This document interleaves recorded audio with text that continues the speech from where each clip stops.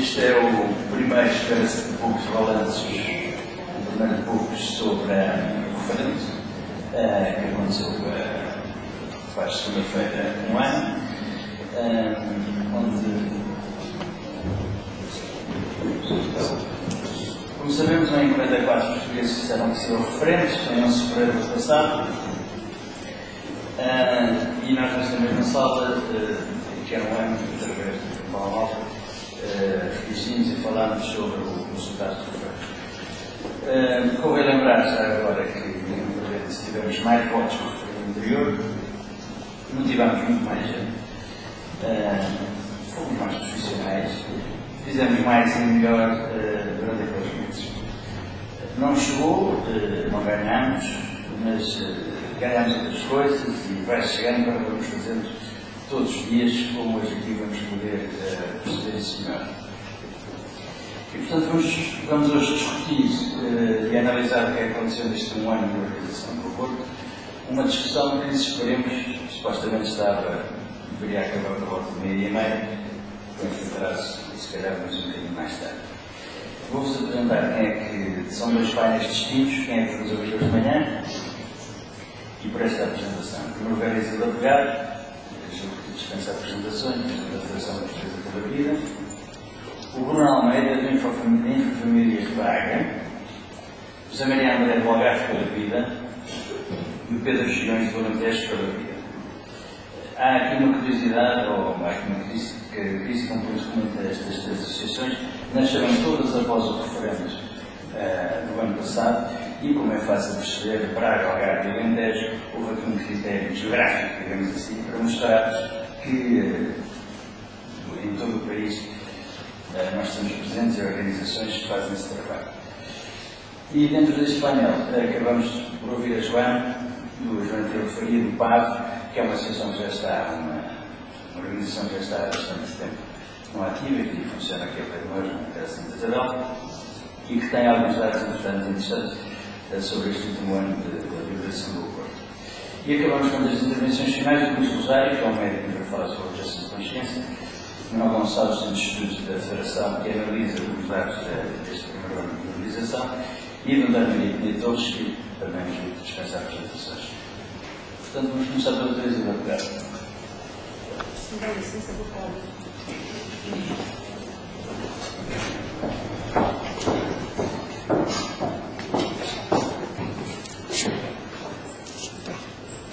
Deixa-me por aí. Bom dia a todos.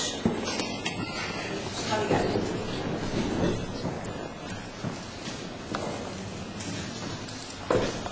Bom dia a todos. Em primeiro lugar, para agradecer o facto de estarmos aqui hoje a fazer um balanço daquilo que tem sido o ano de liberalização do aborto.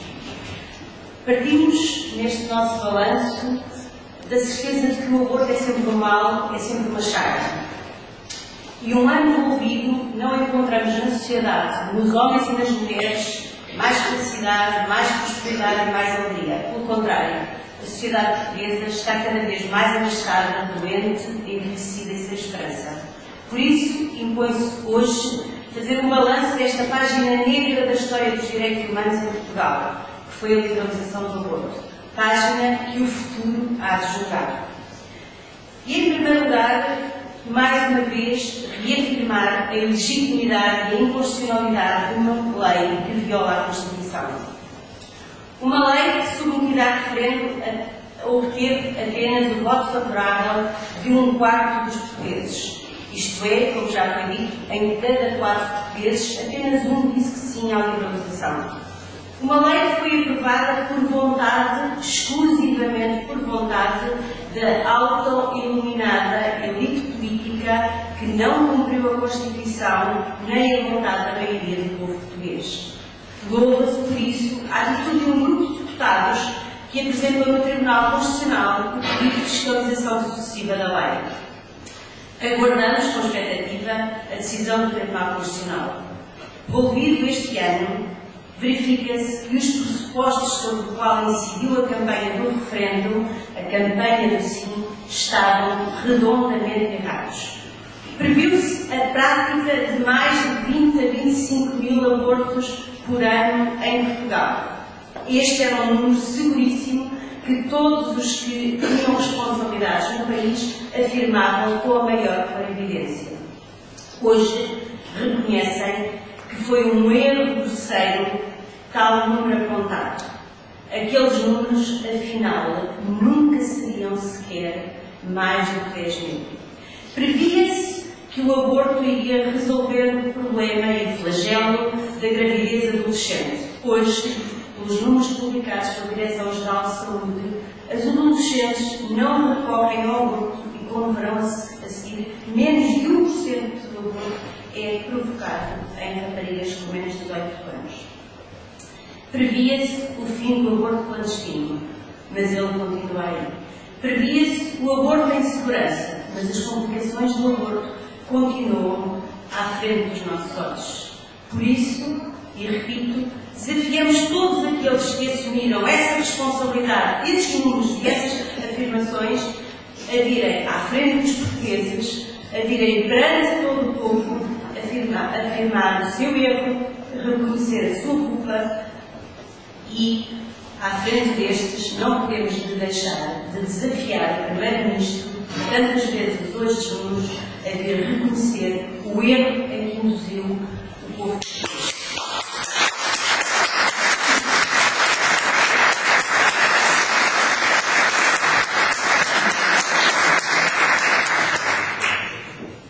Revogar a lei do aborto é um imperativo nacional, do Estado de Direito, é um imperativo da civilização, da fraternidade e da igualdade. É um imperativo de qualquer política de direitos humanos e da família. O segundo aspecto que cabe aqui realçar é o da contestação social, que apenas em alguns meses esta lei do aborto pôde colher. Enganam-se os paladins que falam de uma paz social que esta lei iria trazer. Muitos foram aqueles que, perante a lei e a sua regulamentação, se declararam enganados pelo governo e pela maioria. Em campanha, a maioria que aprovou a lei prometeram uma lei equilibrada e capaz de salvaguardar o direito à vida. Publicadas a lei e a sua regulamentação, constata-se que, afinal, a liberalização que se fez em Portugal é a mais selvagem de toda a Europa. O aborto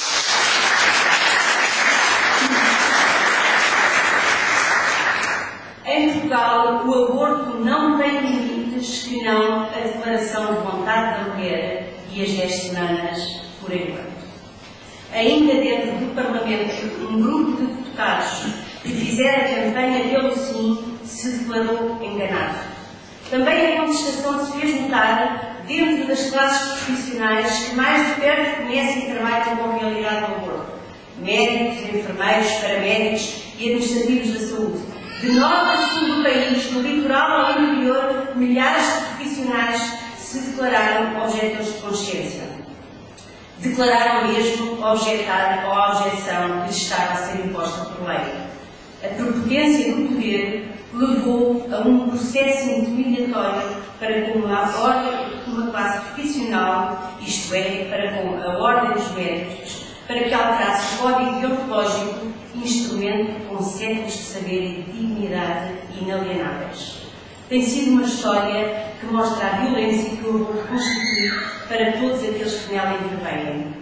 E nesta linha estão também os centros de saúde que têm recusado a aplicação do aborto químico por pressão das populações e dos profissionais que neles trabalham. A região autónoma da Madeira, durante meses, resistiu à aplicação desta lei, folhetim que demonstra bem a prepotência do poder central. A lei do aborto tem também sido contestada pelas pessoas que a ela recorrem e que se veem defraudadas nas suas expectativas. As complicações do aborto, mais ainda que este estabelecimento autorizado, estão à frente dos nossos olhos. A lei do aborto é ainda contestada por aqueles que continuam à espera de cuidados de saúde por falta de verbas, consultas de planeamento familiar com 7 meses de espera, cirurgias oncológicas ou urgências hospitalares que não acontecem porque o dinheiro é canalizado para o aborto. a comunicação social, onde seja feito, tem sido porta-voz desta contestação com alguns trabalhos de investigação corretos e objetivos. Por isso, meus senhores, revogar a lei do aborto é um imperativo nacional, é um imperativo da civilização, da igualdade e da fraternidade, é um imperativo de qualquer política de direitos humanos e da família.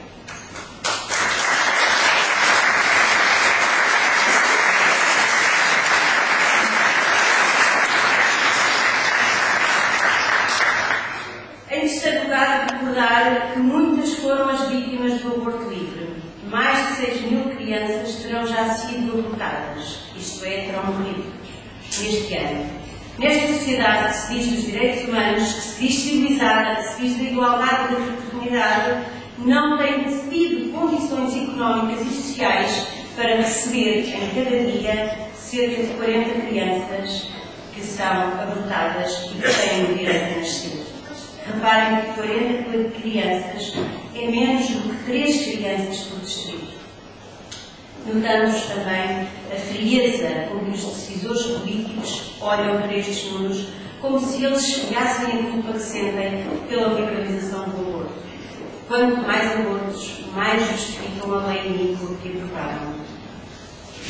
Uma sociedade que não protege e acolhe os mais fracos e indefesos é certamente uma sociedade egoísta e doente. Os senhores da liberalização que herdaram um país com a mais baixa taxa de aborto da Europa, como agora se comprova, prometeram baixar o número de abortos. Vejam o que fizeram. Vejam o que estão a fazer. O aborto está a subir mensalmente em Portugal. Muitos foram aqueles que nos acusaram de, durante 8 anos, não termos feito nada. Durante 8 anos, mantivemos Portugal com os mais baixos níveis de aborto de toda a Europa. Veremos o que eles fazem e vimos já que eles fizeram durante este ano. Conforme dissemos em campanha, a liberalização do aborto faz aumentar o número de abortos. E a prova está aí. Apresentaremos de seguida um estudo que fala por si. Só será travado este crescimento se a lei for revogada. De facto, o objetivo de uma lei, o objetivo que a lei anterior tinha era dissuadir o aborto e cumpria esse objetivo. Hoje não temos esse instrumento para dissuadir de um mal que todos reconhecemos existir. E por isso, repito, revogar a lei do aborto é um imperativo nacional. É um imperativo de civilização, de igualdade e de fraternidade. É um imperativo de qualquer política de direitos humanos. Em quarto lugar, um olhar para a sociedade civil, que verdadeiramente defende a vida. Porque verdadeiramente aqueles que estão contra o aborto somos nós. Que se bate pela defesa das mulheres e a sua dignidade. E que ousa encontrar alternativas ao aborto. Apesar da prepotência política e legislativa da lei injusta e iníqua, a sociedade civil não baixa os braços. Pelo contrário, o número de movimentos e associações de defesa da vida e de apoio às grávidas em risco tem aumentado. As associações que já existiam ampliaram instalações, criaram novas valências, deram novas respostas e por isso estão vivas e bem-vindas. Também novas realidades nasceram neste ano e continuam a nascer. Aí está o Algarve pela Vida, o Alentejo com a Fundação Patrocínio, o Porto Alegre com a Vida Nascente que nasce, Lamego, Setúbal, Braga, Aveiro, Coimbra, Vila Real e até no concelho de Sintra, Montebrão. É uma rede social que fala por si, com uma empregabilidade de mais de 900 postos de trabalho e uma atividade em rede com outras instituições que faz das associações e instituições de apoio à grávida em risco uma realidade de que nos devemos orgulhar. Certo é que a procura de auxílio é cada vez maior, com novas formas de problemas a que temos de acudir. Antes eram as condições económicas e sociais que limitavam a procura de apoio. Hoje, a estes, juntam-se as queixas de mulheres que são empurradas para o aborto pela pressão das entidades empregadoras, dos companheiros ou maridos, ou ainda por outras formas de violência doméstica e social que, estando cobertas pela lei, atiram as mulheres para o desespero, a solidão e o aborto. Muitos têm sido os casos que os nossos técnicos, psicólogos e assistentes sociais têm acolhido e apoiado neste último ano, onde já se fez notar a modificação trazida pela lei. A liberalização do aborto deixou a mulher ainda mais sozinha, mais isolada e mais sujeita à violência. Temos verificado, à semelhança de outros países, que a liberalização do aborto gera, ela própria, novas formas de violência. Hoje, mais de 60 instituições, movimentos e grupos cívicos por todo o país fazem este apoio, dá testemunho desta nova realidade. E por isso, revogar a lei do aborto é um imperativo nacional, é um imperativo da civilização da igualdade e da fraternidade, é um imperativo de qualquer política de direitos humanos e da família. Em quinto lugar, uma palavra para quem tem o poder, para quem tem o dever de conduzir os destinos coletivos de um povo. A lei do aborto foi aprovada exclusivamente por vontade de poder, o mesmo poder que proclama políticas de família e da maternidade. Ora, não há políticas de família sem respeito e proteção pelas relações de família, a primeira das quais é a filiação.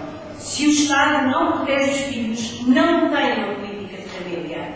Tudo o resto é uma farsa política. Uma política de família impõe a revogação da lei do aborto. Uma política de família não se faz com subsídios. Estes, peço desculpa pela expressão, mas outra não é muito, são meras esmolas para pobres.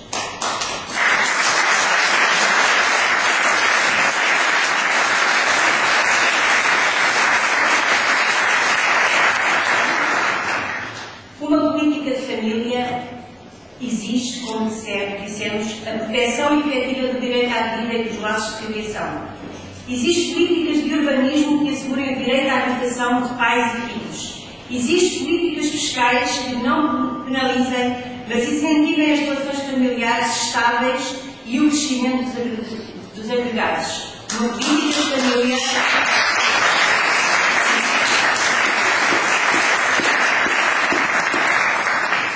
Uma política de família exige políticas de educação melhor, de liberdade de educação, que garante aos pais o direito de educar os seus filhos e não a educação que gera o medo de que estes sejam destruídos pelas ideologias de um ministério ou de um grupo de interesses.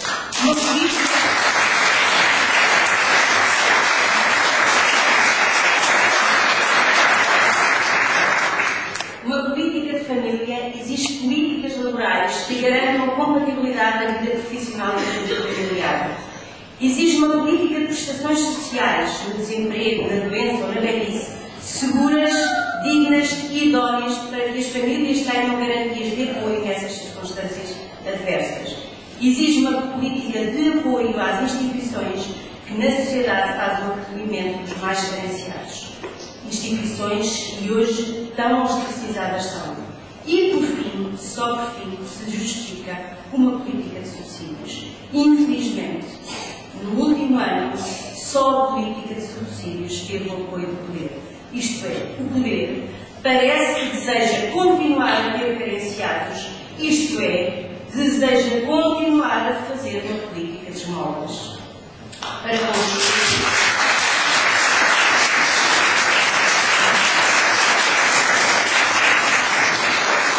Para concluir, muitos são os que se têm preocupado com a decadência desta sociedade ocidental, e em Portugal, e em particular com a decadência de Portugal. A lei do aborto é a mais evidente decadência. Portugal, através da Federação Portuguesa pela Vida, acaba de subscrever um pedido dirigido às Nações Unidas de moratória das políticas públicas que incentivam todas as formas de escravidão injustificada e seletiva do ser humano durante o seu desenvolvimento materno, mediante o exercício de um poder arbitrário e aniquilamento, violando o direito a nascer e o direito à maternidade. Acabei de citar o texto da própria petição, que é internacional. Pede-se, nessa petição às Nações Unidas, que incluam no artigo 3º da Declaração Universal dos Direitos Humanos a proteção da vida humana, com este inciso, desde a concepção até à morte natural. Este movimento, iniciado em Itália pelo diretor de um jornal, enfim, devo dizer, ex-comunista e professo ateu, está a colher o apoio de centenas de instituições por todo o mundo. De facto, o que se constata é que nestes 60 anos da Declaração, a ciência e o saber, que desde 1948 tanto avançaram, impõem uma declaração mais capaz de servir os direitos humanos e o homem. Não podemos calar, não podemos ignorar o flagelo do aborto. O mundo inteiro está atento a esta violação dos direitos humanos. A hipocrisia política que dita a participação do Estado na exclusão de milhares de crianças que estão por nascer é, de facto, um atentado aos direitos humanos. É o atentado aos direitos humanos do nosso tempo. Não podemos calar, não podemos ignorar. Em cada momento histórico, a luta por qualquer direito humano tem sempre vencido. Estamos certos de que também nós devemos conquistar o direito a nascer, o direito à igualdade de todos os seres humanos. Tal como iniciei, termino repetindo, a liberalização do aborto é uma página negra do nosso tempo. E em jeito de conclusão de tudo aquilo que disse, porque a lei que temos perante nós é uma lei inconstitucional e ilegal. Porque tem forte contestação social, ao contrário daquilo que havemos de ouvir dizer nestes dias por alguns, de que tem sido uma lei bem acatada pela sociedade. Por todas as razões que vos indiquei, é mais uma mentira que nos querem vender. Tem sido uma lei profundamente contestada. Gera anualmente milhares de vítimas inocentes, milhares de crianças que são mortas e destrói a saúde de milhares de mães e de mulheres. A resposta social constata que o aborto é sempre um flagelo que pode ser evitado. A resposta social é a única forma de combate ao flagelo do aborto. Não é a liberalização que fará. Com a liberalização, substitui-se as políticas de família por políticas de esmola a pobres, que em nada dignificam a maternidade e tornam a sociedade cada vez mais pobre.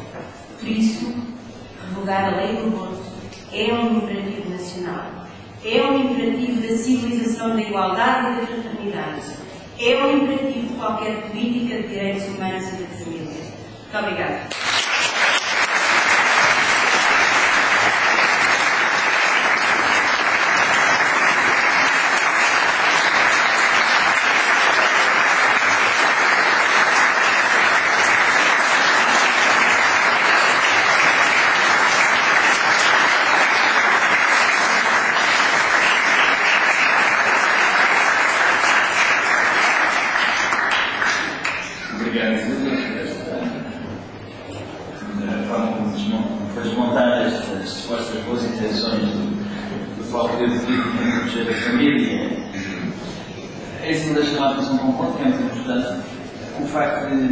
Há muitos mais associações que nasceram, há imensa gente a trabalhar nessa vida do norte e sul do país e às vezes nós vamos conhecer muito isso.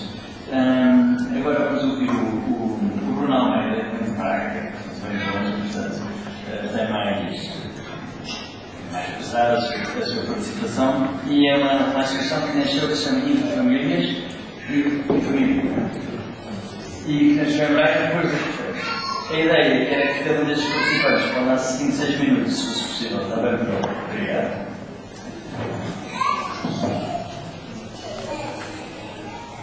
Muito bom dia. É um prazer estar aqui hoje, no meio de vós. Vou rapidamente apresentar o que é que a família fez ao longo deste ano de 2007. A família constituiu-se como uma associação com estes 3 princípios, 3 âmbitos de ação. Por um lado, a vida, ligado, obviamente, a esta questão do aborto, que despolutou a constituição da associação, a família como centro, como célula da sociedade, porque será um suporte para podermos levar avante os princípios que defendemos, e a responsabilidade social, como já foi hoje aqui referido, a importância também do bom trabalho, dar um certo suporte a esta família e à mãe em particular, para que tenham os seus filhos, para que as políticas de natalidade passem com o suporte.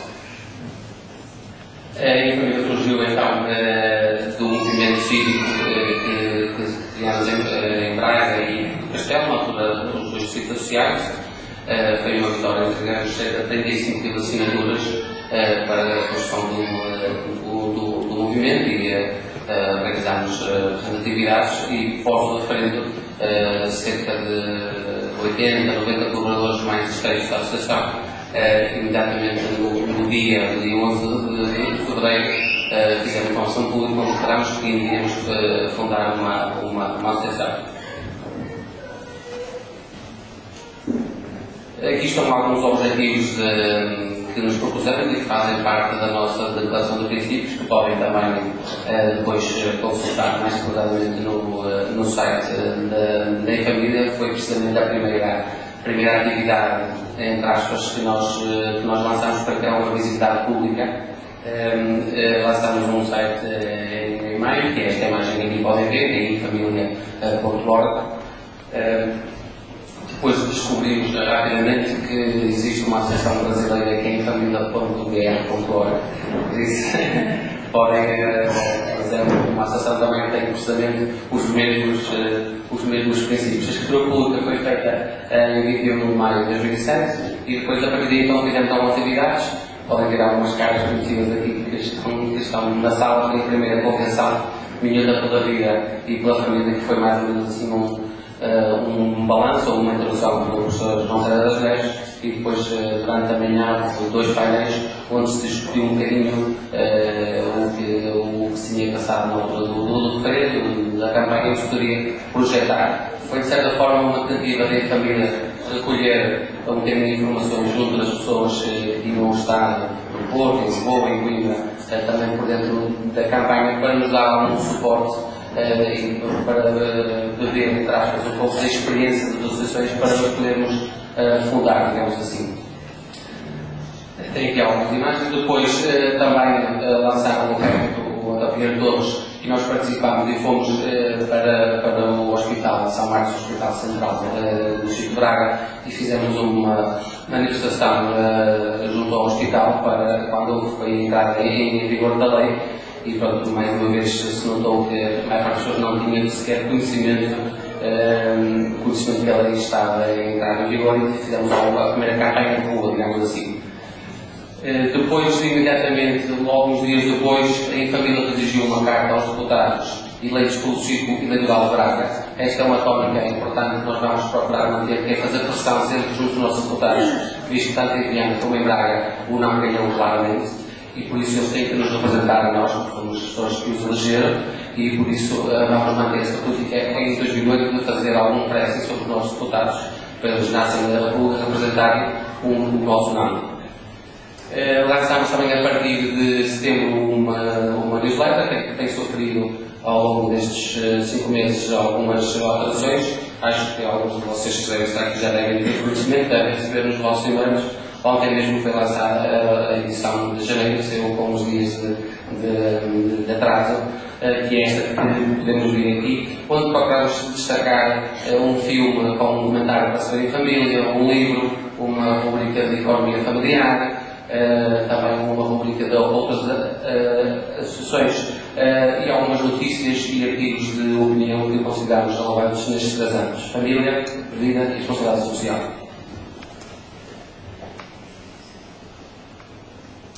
Depois, entre setembro e dezembro, demos o início ao nosso primeiro ciclo de formação, ao primeiro ciclo que vai continuar agora em 2008, e fizemos 4 edições do que chamamos de Estado em Família.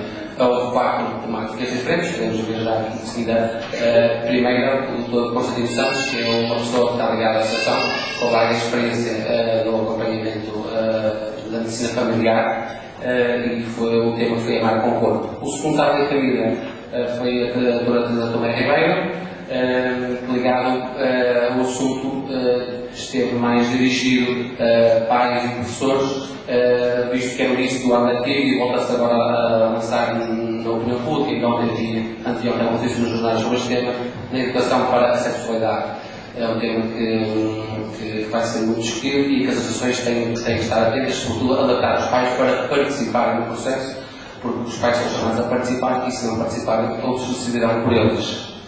O terceiro exame também foi o arquiteto António Jorge, que falou precisamente sobre a cidade, a habitat de família, como as cidades se devem desenvolver para promover um ambiente agradável para as famílias viverem. E o quarto sábado em família foi o André Lopes, que falou sobre a família em primeiro lugar. O tema surgiu num livro que foi lançado pelo conhecidíssimo Dr. Phil, que é um senhor que tem um dos programas de comédia na televisão norte-americana, e o título é precisamente este é um livro ligeiro e fácil de leitura, que se vende nas agências de serviço, mas que passa uma ideia da família muito positiva. E o André Lopes engenheiro, sou nova, tem 37 anos e tem 5 filhos e por fora tem uma experiência de vida engraçada, em modo de falar muito prático, muito simpático e foi fechar esse ciclo de sessões. Depois finalizámos o ano, sentimos que havia necessidade de fazer alguma divulgação da família na rua e voltámos a fazer outra ação de rua e entre o dia 22 e o dia 31 de dezembro fomos para a zona central de Braga, montámos uma barraquinha, criámos um ateliê de criança para os meninos pintarem por fora e fomos passando bastante informação e fazendo alguns sócios para a associação. E foi engraçado, muitos de nós comentávamos que foi o retroceder há um ano atrás, porque precisamente nesta semana, há um ano atrás, tínhamos montado uma banquinha no mesmo sítio para recolher assinaturas. E para os pais aproveitámos um bocadinho para passar uma mensagem, agora uma mensagem já dita, uma mensagem mais positiva, mas para alertar as pessoas, para a existência também da família, passar a conhecer, e também para estas problemáticas que vão surgindo, e também aproveitámos para lançar um bocadinho o plano de 2008. Agora também no início deste ano lançámos um blog, que é assim, paralelamente ao nosso site, que é mais oficial, um blog que permite às pessoas colocarem comentários e lançarem notícias para fora, e contámos que se vai manter mais ou menos atualizado e todas as semanas vamos tratar 3, 4 notícias, tanto em Portugal como nos países que nos parecem relevantes e que de certa forma vão mantendo os assuntos em discussão. E decidimos então que tínhamos que fazer a eleição dos órgãos sociais, funcionamos até amanhã, que funcionámos com uma comissão instaladora e marcámos precisamente as eleições em Comunidade para este fim de semana, não foi por acaso, obviamente, e amanhã serão as eleições dos dois órgãos sociais da Associação, que dará precisamente início a este trabalho, esta tentativa, que não foi aqui falada na promulgação da lei que garante o princípio da vida desde a concepção até à morte natural. E a questão que colocamos é quem está connosco, acho que está muita gente e espero que esteja ainda muito mais, a luta agora começou.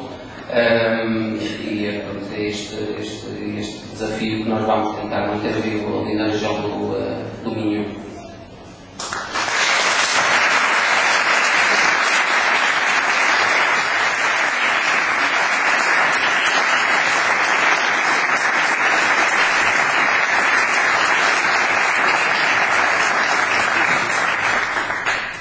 Queria acrescentar que eu tinha esquecido, obviamente queria agradecer o convite para estarmos hoje aqui presentes e manifestar publicamente, porque as pessoas não sabem todo o apoio da família e temos o maior interesse em participar neste tipo de ações de colaboração que envolvam todas as ações do país, porque entendemos que, dando força à Federação Portuguesa pela Vida e fazendo-nos representar através da Federação, podemos chegar muito mais alto.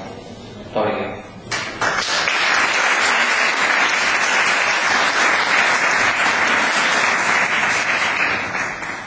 Obrigado. Obrigado. De facto, este trabalho que vai sendo feito em pequenas comunidades pelo país fora é fundamental, e essa mudança de mentalidades que vai ser progressivamente instalada é por aí que vamos ganhar a próxima referência. E já agora, este contacto com os deputados lembra-me sempre que é muito importante quando foi do outro referendo. Todos se lembram quando foi na Assembleia da República com aquele deputado do PS, não é? E que à última hora disse que estava connosco, não é? E arrebentou com aquilo tudo. E portanto, esta pressão que nós devemos fazer sobre o poder político e os deputados, conhecemos alguém, é fundamental e vai mudar as coisas. Em seguida vamos ouvir o José Maria André, que vem do Algarve, do Algarve, portanto do Algarve toda a vida.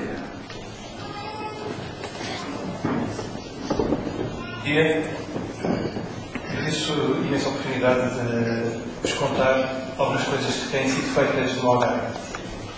Em primeiro lugar, o que se fez foi apoiar as estruturas que já existiam, nomeadamente o SOS Vida, que atualmente está sob a responsabilidade da Caridade Diocesana do Algarve. E apoiaram-se várias outras campanhas, por exemplo, a do PAV, durante o verão, da recolha de fundos e algumas outras. Como a Isilda disse, e é uma realidade que não podemos fugir, a liberalização do aborto gera novas formas de violência e, de facto, é muito grande a violência que se exerce não só sobre as crianças, como sobre as mulheres.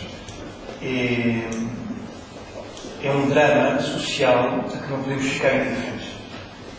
E, efetivamente, o centro das atenções é apoiar as pessoas, animar as pessoas a resistirem às pressões. O dinheiro que sobrou da campanha que se fez para o referendo foi usado para divulgar ações de centros de vida. Por exemplo, fizeram-se empregos que foram distribuídos massivamente nos centros escolares de todo o distrito. Um dos projetos que neste momento se está a tentar ativar é o Lar da Mãe. É um projeto que já vem de trás, deu vários passos importantes. Neste momento decorre uma campanha de fundos. São os responsáveis da Caritas que estão neste momento a coordenar o projeto. Esta campanha de fundos tem a ver com o facto de que as instituições governamentais não concedem qualquer apoio à defesa da vida e à proteção das mães. Uma das iniciativas, esgotado o período da campanha do referendo, foi prolongar a comunicação com a população, criando um blog, http://algarvepelavida.blogspot.com. Iniciou-se em março de 2007 e tem cerca de uma centena e tal de cliques por dia. Uma das ações que o grupo que liderou a campanha do Algarve pela Vida tem feito é apoiar juridicamente aqueles profissionais de saúde que tentam resistir às pressões governamentais. Em particular, esse apoio foi prestado por advogados que defendem a vida, porque, se calhar sabem, há distritos que isto é mais grave do que noutros, mas há uma pressão muito grande das autoridades de saúde para aumentar o número de apoios. E isso levou, por exemplo, a negar aos profissionais de saúde aspectos fundamentais de direito à objeção de consciência. Já foi preciso solidarizar-se com eles e apoiá-los até juridicamente. Felizmente, até agora, conseguiu-se obter vitória jurídica. Tem-se também feito, além desse atividades na internet, uma série de ações, rua e conferência. Agora, no próximo dia 1 de março, na Biblioteca de Faro, vai haver mais uma conferência para a educação, sobre a educação para a família. O título é Os Horizontes da Sexualidade. O número de abortos disparou, como a Silva referiu. Neste momento estamos a aproximar dos 10 mil por ano, que é uma escalada dramática, e isto significa que há muitos milhares de pessoas que passaram pela experiência de terem querido que um filho seu não vivesse. É algo horrível que nos obriga a todos a mobilizar. Não podemos deixar as pessoas sujeitas a pressões insuportáveis e injustas, e temos que as apoiar. Também há aquelas que cederam à facilidade e acreditaram em expectativas erradas. Também temos que apoiar a todas. Neste momento, o que resta da campanha do Algarve pela Vida, que tem um símbolo muito expressivo de gente a correr e a saltar e de entusiasmo pela vida, o que resta desta campanha é a convicção de que nos temos que mobilizar todos para fomentar o apreço pela vida, o respeito pela vida e apoiar as pessoas. Obrigadíssimo. Muito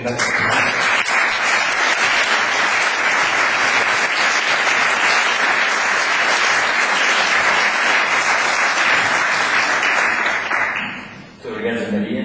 É bom recordar que o Algarve, no outro referendo, não tinha qualquer espécie de estrutura. Eram as coisas feitas, havia umas ações feitas, um bocadinho desgarradas. E nesse referendo há uma estrutura que, aliás, funciona, que é super, como aliás vimos agora, o Algarve pela Vida. Aliás, o mesmo se passa com o Alentejo, não nos vai falar de regiões, o Alentejo pela Vida, que entretanto também será a fundação. Não sei se queres explicar isso, não? Bom dia.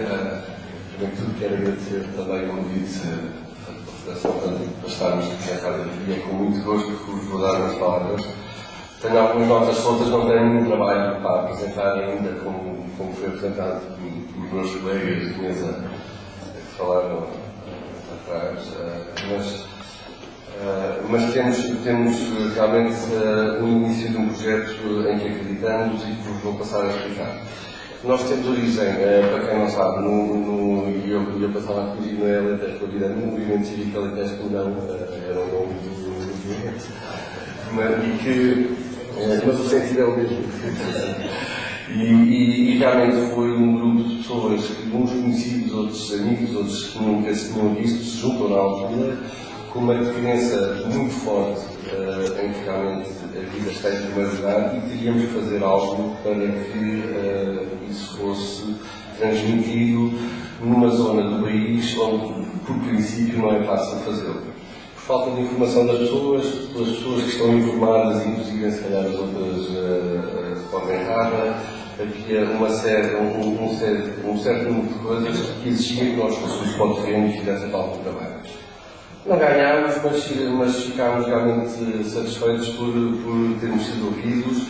Conhecemos imensa gente a nível nacional que nos deu muita força e que nos ajudou a ir para a frente, de maneira que isto tudo, chegando ao dia do referendo, nos ajudou ou nos deu uma certeza que era que tínhamos que continuar este trabalho e lançar então na prática alguma coisa que ajudasse as mulheres, principalmente na sua gravidez, e a seguir para a frente a sua vida com dignidade.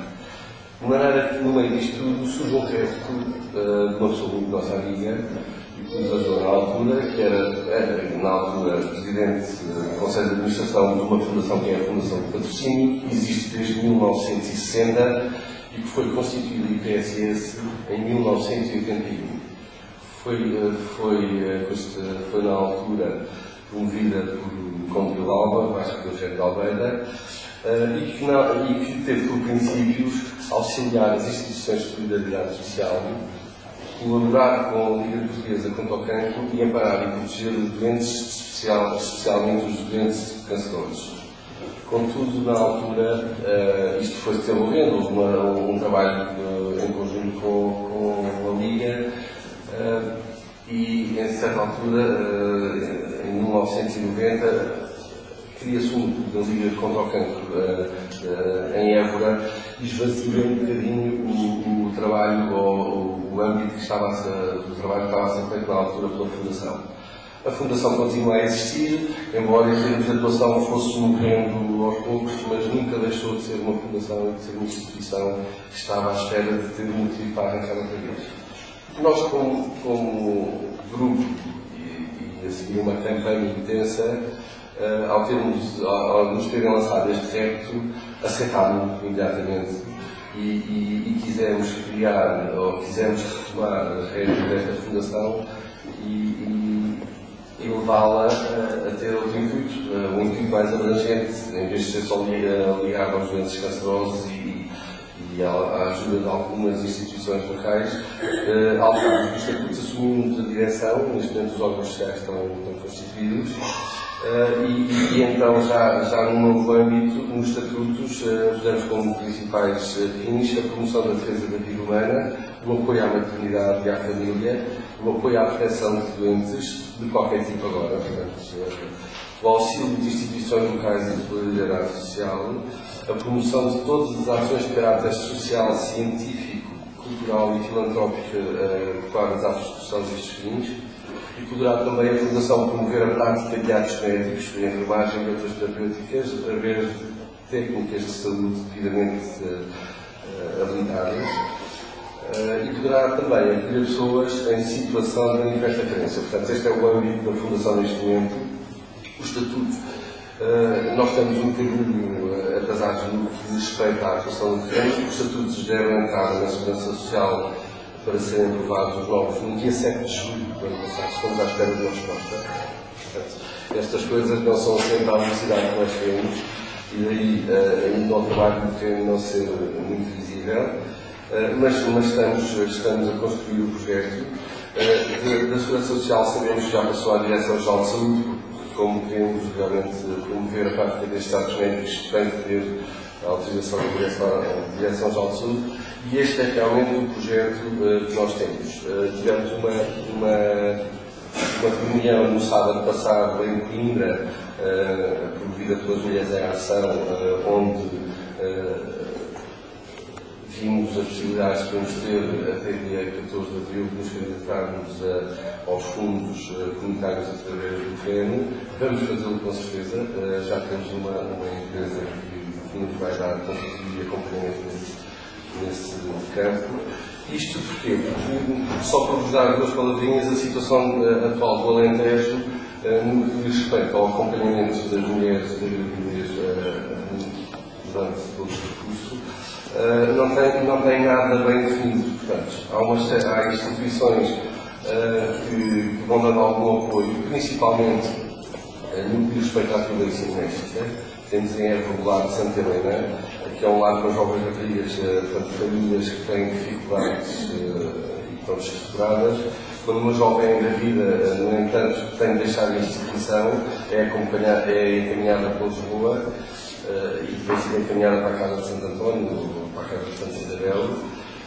Em 1999, esta casa cria uma casa de abrigo para apoio e acolhimento a mulheres vítimas de violência doméstica, e quando esta instituição é procurada para apoiar a maternidade, as técnicas que lá estão só excepcionalmente a acolhem por não terem possibilidades de fazer. No entanto, aconteceu já 2 ou 3 vezes. O lar de jovens, no entanto, foi criado nesta instituição, está para fechar por falta de recursos. Tivemos esta notícia agora há uns dias, e vai já estar decidido ceder as instalações ao Chão dos Meninos, portanto, à Associação dos Amigos da Criança, e destinada a apoiar as crianças que são vítimas de abuso sexual. Portanto, isto são pequenas estruturas que existem em Évora. Existem também ainda algumas intenções na Vidigueira, em Moura, em Chamois, de começarem a fazer algum trabalho neste campo. Em Porto Alegre, há pouco tempo, foi realmente dado início a um trabalho também para acompanhamento da maternidade, está muito no início, mas também tendo à frente uma pessoa que nos acompanhou na campanha, o Pedro Paixão, que pensei que estivesse aqui, mas não pôde estar. Portanto, isto tudo no Alentejo está a ser descoberto para um óleo de iniciativas soltas que nós queremos dirigir por uma estrutura concreta e então, para não tornarmos, chegámos a essa conclusão, portanto, que temos a certeza do projeto da Fundação de Patrocínio para criar uma estrutura de apoio à mulher grávida e à maternidade e posterior inserção social, que é bastante importante, mostra-se então urgente e fundamental. Será um trabalho que temos necessariamente que ter com a ajuda de todas as instituições e conto desde já convosco para tudo o que for necessário. E pronto, não tenho assim mais nada a dizer, quero agradecer e mais uma vez reforçar a ideia que já foi do meu colega da Invida, que faço votos, como já tinha dito no encontro em Aveiro em fevereiro do ano passado, que estas instituições trabalhem em rede e que tenham como centro a Federação Portuguesa pela Vida, para que estejamos dia a dia em contacto uns com os outros e assim nos reforcemos nos nossos ideais. Muito obrigado.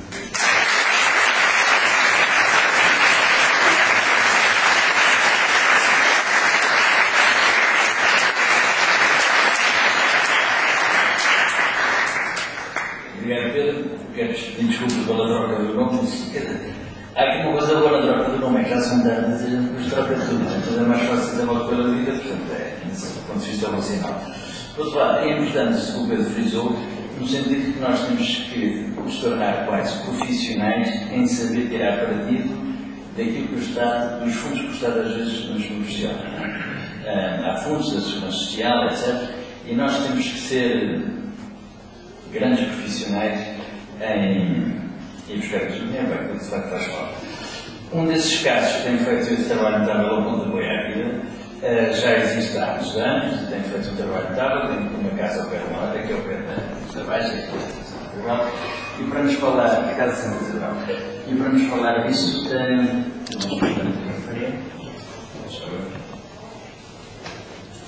E a todos, eu vou falar um bocadinho do Ponto de Apoio à Vida, fazer um apanhado do que tem sido o nosso trabalho ao longo deste tempo.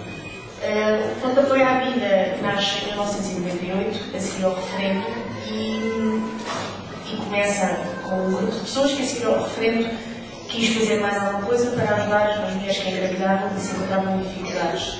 A missão do Ponto de Apoio à Vida é ajudar grávidas e mães em dificuldade. Hoje em dia tem essencialmente duas valências, um gabinete de apoio externo e uma casa de acolhimento, como já foi aqui falado, a Casa de Santa Isabel, que é aqui perto, no fim da Rua do Madaleno, e que tem vaga para 8 mães ou grávidas ou mães que vivem lá com os seus filhos. O Ponto de Apoio à Vida, o seu trabalho consiste essencialmente faz acompanhamento social, acompanhamento psicológico, trabalho na área da inserção profissional. E o objetivo é que cada uma destas mulheres consiga continuar o seu percurso de vida e acompanhar na fase de crise e, no fundo, que esta mulher seja autónoma e siga o seu caminho com esta criança que nasce nesta altura. A Casa de Santa Isabel existe para acolher os casos mais de risco, que normalmente se prendem com muitas vezes falta de suporte familiar, famílias que, de repente, ou já não existiam, ou os laços são muito frágeis, e por isso estas raparigas ficam completamente desacompanhadas, e a Casa de Santa Isabel existe para um acolhimento temporário nesta fase e para no futuro esta mãe poder ser independente. O gabinete tem este tipo de apoio, mas é regime de ambulatório, em que vão lá, em que se dá um apoio ali no gabinete, têm as suas vidas, as suas casas, e no fundo tenta-se perceber com cada rapariga, com cada mulher que nos passa lá, fazer o caminho com cada uma, no sentido sempre de que possa vir, quer dizer, que venha seguramente a continuar a sua vida bem e não dependendo dos serviços. Nós temos também, o nosso trabalho também, hoje em dia, também tentamos, e o objetivo é dar formação também a estas raparigas que nos passam, ou pela Casa Santa Isabel ou pelo Movimento Externo. Formação em cuidados maternos, nos cuidados dos bebês, durante a gravidez e depois do bebê nascido. Cuidados em termos de direitos e deveres, muitas vezes há muita falta de informação, por isso também tentamos passar um bocadinho isso.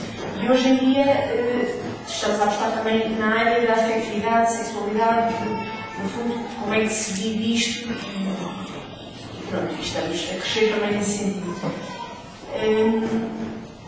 Só que se não estou a esquecer de nada. Pronto, o Ponto de Apoio à Vida, desde 1958, já acompanhou mais de 1000 mães e notamos principalmente um grande boom de raparigas que nos procuram em 2007. Duplicámos o pedido de ajuda, a nossa média era normalmente 120 mulheres por ano e em 2007 tivemos 285 mulheres que nos procuraram grávidas a pedir ajuda. Duplicou o pedido de ajuda, acho que isto é o reverso da medalha também da altura da campanha do referendo e do referendo, mas é a prova de que, por um lado, há pouca informação sobre este tipo de trabalho, não é? Porque é um trabalho muito específico e que nós notamos que as mulheres não sabem que existe este tipo de apoio ou não sabiam, e hoje em dia, muito também pela campanha que foi feita e muito pelo boca a boca, que nós vamos percebendo que há muitas mulheres que se sentem ali apoiadas ou acompanhadas de alguma forma e vão passando às amigas. E por isso, esta é a forma que nós temos tido, percebemos que nos chegam muito por este meio. Mas é engraçado, não sei se é engraçado, mas este ano temos muito mais trabalho, muito mais casos, uma complexidade diferente de cada caso, de cada mulher. Mas é sinal de que há claramente mulheres a precisar de ajuda e por isso, nesse sentido, esperemos que continue assim, porque nós existimos por isso. As mães que nos procuram, as mulheres que nos procuram, são, sobretudo, vou fazer uma caracterização geral das mulheres que nos procuram. São mulheres muito jovens, entre os 19 e os 25 anos, na sua maioria imigrantes, proveniência, maioria Guiné, a seguir Brasil, habilitações literárias baixas entre o segundo e terceiro ciclo, são, na sua maioria, este ano, em 2007, estão em situação regular em Portugal, que não acontecia, o que nos ajuda no trabalho, no sentido de conseguir. Quer dizer, quando estão legais em Portugal é mais fácil o trabalho a seguir. Normalmente a maioria são desempregadas, ou porque foram despedidas durante a gravidez, ou porque estavam desempregadas e grávidas não conseguem emprego. E o tipo de problemas que nos surgem mais é carência económica, muito frequente o abandono do pai bebê, e situações de muito pouco suporte familiar, que também está muito associada à questão da imigração. Por isso que nós tentamos muito, e aqui ajuda muito saber que estamos cada vez mais a trabalhar nesta área, porque o que nós fazemos também desde a campanha é que nós recebemos muito mais telefonemas e por isso tentamos, há muitos telefonemas que nós recebemos que não são da área de Lisboa, e o que nós fazemos é ir ao guia e encaminhar sempre às instituições que são mais perto da zona, porque cada uma dessas mulheres precisa de um acompanhamento próximo, e por isso não há nada como cada vez existir mais instituições destas, pelo menos no sentido de acompanhar cada mulher no seu sítio. Nós gostamos que funcione o acompanhamento próximo e não distante, porque eu acho que a mais-valia do nosso trabalho é que existe uma solidão muito grande a ver este tipo de problema, principalmente quando são pressionadas a abortar, que é o que nós sentimos. E por isso, se sentem ali algum ponto de apoio, já é meio caminho andado. Só para finalizar, nós, neste sentido, temos vindo a crescer e estamos com novos projetos, incluindo uma casa nova, gostaríamos de ter uma casa de acolhimento nova para acolher mais mães e para ajudar mais raparigas. No nosso caso, também tem vaga para 8 mulheres e temos capacidade, temos recursos humanos para trabalhar com mais gente, mas não temos capacidade física para isso. E, para além disso, temos outro projeto, que é o projeto Vida Nova, no sentido de acompanhar algumas mulheres nas suas casas, na sua vida, mas que a sua situação é mais frágil e por isso ter capacidade de acompanhá-la no seu meio. E, nesse sentido, pronto, são ideias e já algumas a andar, e para isso contamos com os Amigos para a Vida. Não posso deixar de fazer, de passar a mensagem que temos aí 2, pelo menos, distribuidores de panfletos de Amigos para a Vida, que são estes panfletos que lá atrás existem, pronto, que são amigos desta causa para fazer estes projetos andar. Muito obrigada.